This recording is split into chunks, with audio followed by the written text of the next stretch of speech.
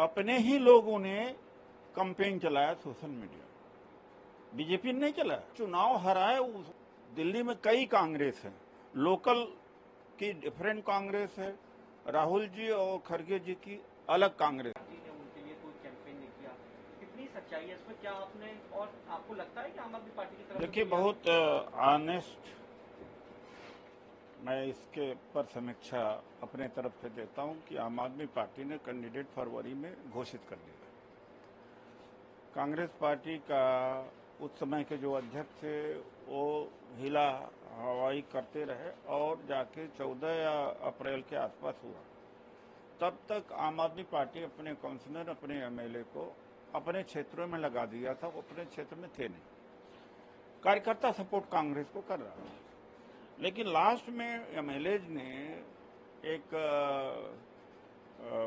Understanding develop करी कि अगर हाथ पर आम आदमी पार्टी का वोट चढ़ गया तो उतरेगा नहीं, फिर झाड़ू पर जाएगा नहीं। 10 ही महीने में चुनाव है विधानसभा।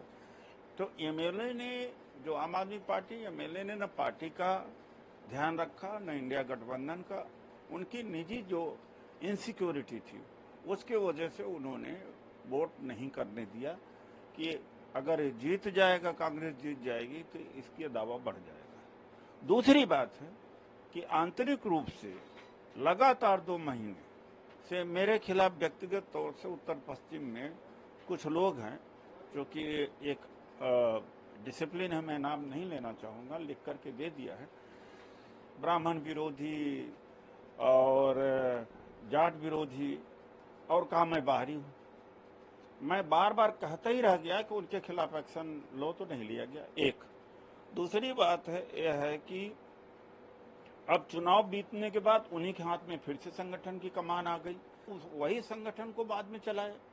तो यहाँ पर राहुल जी की पूरा सेक्रीफाइस, खड़गे जी का पूरी लीडरशिप, पूरा पार्टी के जो वरिष्ठ लोग या हमारे ईमानदार कार्यकर्ता हैं, उनके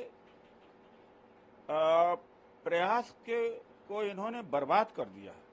ऐसे के खिलाफ क्यों नहीं कार्रवाई होती? अभी से नहीं, 2014 में भी किया, 19 में किया। उनका काम है कि जो भी लोकसभा का चुनाव लड़ेगा उसका विरोध करेंगे, और बीजेपी से विरोध नहीं हुआ।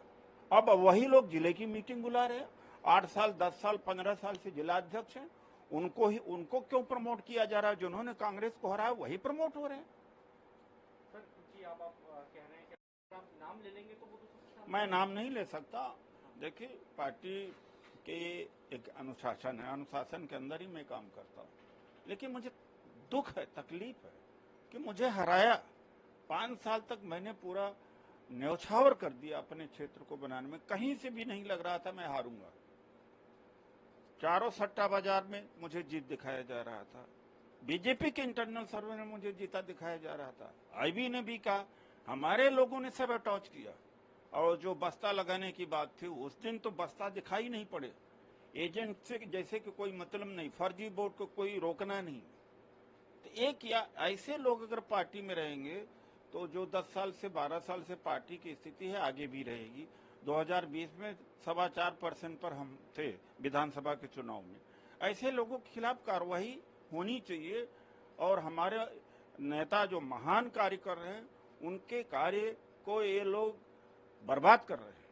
आप आम आदमी पार्टी की नहीं, दोनों हैं। जो उनके एमएलए हैं वो असुरक्षित महसूस कर रहे थे कि अगर ये जीत गए तो आगे, और कि जीत गए तो आगे इनकी दावेदारी हो जाएगी। दूसरी बात, एक बार वोट हाथ पर चला गया था, झाड़ू पर वापस नहीं लौटेगा। अभी हाल में ही विधानसभा के चुनाव होने जा रहे हैं, यानी 8-10 महीने में।